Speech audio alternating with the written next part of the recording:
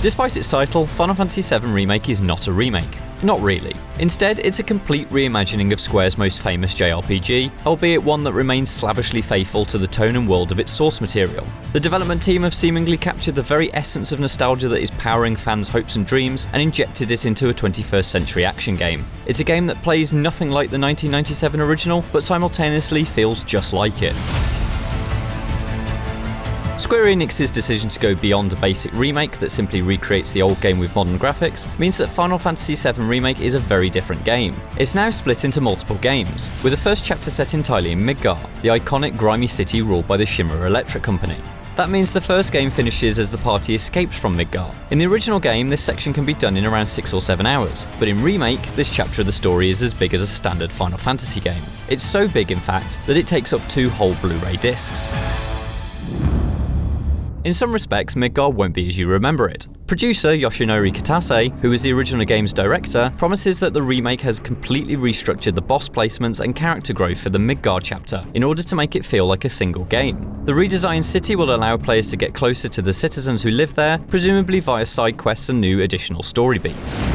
But while it promises many changes, Remake is still unmistakably Final Fantasy VII. I was able to go hands-on with it at E3, where I got to play a section of the famous North Mako reactor bombing run from the original game's opening. This area is instantly recognisable, from the elevated gantryways over ghostly green vapours to the way the camera pans up to show the Mako reactor cooling tower as Cloud enters the building. As you descend ladders and climb deeper into the planet-destroying machine's guts, familiar enemies stand in your path. How you fight them though is entirely different, and this is where both old fans and newcomers begin on a level playing field. Final Fantasy VII Remake's combat system is a hybrid of the original game's active time battle and fluid action combat. You can unleash attacks with Cloud's Buster Sword just as you would in a normal action game like God of War, but abilities like skill attacks and magic can only be unleashed when an ATB charge is ready. When the charge is ready, you can slow the game to a crawl, almost like Fallout's VATS mechanic, and choose skills from a menu, just like in the classic game. The way the system pivots constantly between old and modern influences is brilliant, and it successfully avoids feeling like a system that can't decide whether it wants to be action or turn-based. The hands-on demo is mostly made up of the Guard Scorpion boss battle, or the Scorpion Sentinel as it's now known. The area it takes place in is almost identical to the bridge the original fight took place upon, although the platform is much wider now to allow for the kinetic action to unfold. The fight itself is a 3-stage affair that combines classic attacks and a variety of new elements that make the most of the new combat system. The Scorpion still has a search scope that targets your characters and locks on for a devastating attack. It can still use the tail laser too, although the Scorpion now causes that much devastation that you can hide behind collapsed sections of the reactor to avoid the attack. On top of these classic attacks, the boss now has a huge battery of missiles it can bombard you with. Luckily, Cloud can guard with his sword to reduce incoming damage. You'll still want to take some damage though, because that's what builds your limit gauge. Yes, limit breaks are back and function almost identically to how you remember. Chaining together these attacks is a joy, and part of that is down to the tag team-like way that you swap between characters. A tap of up or down on the D-pad swaps between Cloud and Barret, allowing you to adopt their unique fighting styles when you decide you need them. Each character has 2 modes they can swap between for added tactical options. For example, Cloud has a Punisher mode that slows him down and causes each attack to do significantly more damage. Characters not currently under your control will still fight on their own, but you can still use the tactical menu by tapping X to issue attack commands to them without retaking direct control. The whole system takes a little getting used to. You're constantly switching between characters and attack modes, issuing commands and cycling through potential attacks. While veteran Final Fantasy VII fans will have a slight advantage as they will know what several of the skills do, it's still a complex beast that every player will have to master from the ground up. Assigning favourite skills to shortcuts makes moment-to-moment gameplay a little snappier, but the core of the system seems rooted in a very classic, command-based approach, even if it unfolds among a much flashier set of actions.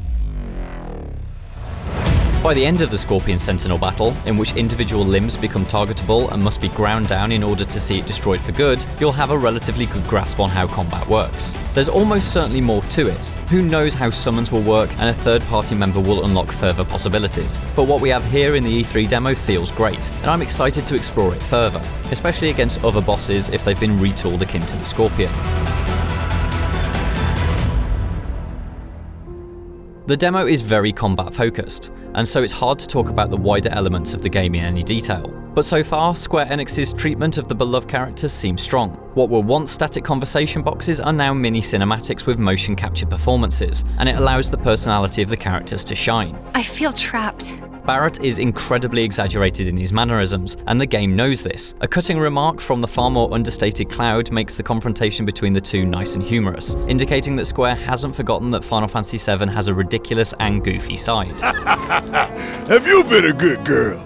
Like many people who are excited for Final Fantasy VII Remake, the 1997 original is a vital component of my gaming past. As such, it's hard to truly say how this hands-on demo would go down with someone unfamiliar with Mako reactors, materia, and Shinra. I do know, though, that it has adopted the sort of approach that a lot of people are looking for. This is a remake that, at least from this tiny slice, feels on the same level as this year's Resident Evil 2. It's very clearly a reinvention, something that takes a classic world and builds upon it with modern ideas, rather than just rebuilding the same game with modern graphics technology.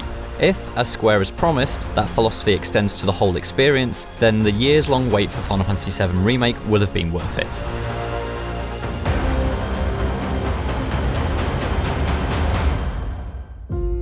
If you're looking for more Final Fantasy VII Remake, why not check out our interview with the game's producer Katase, which we did at E3 this year.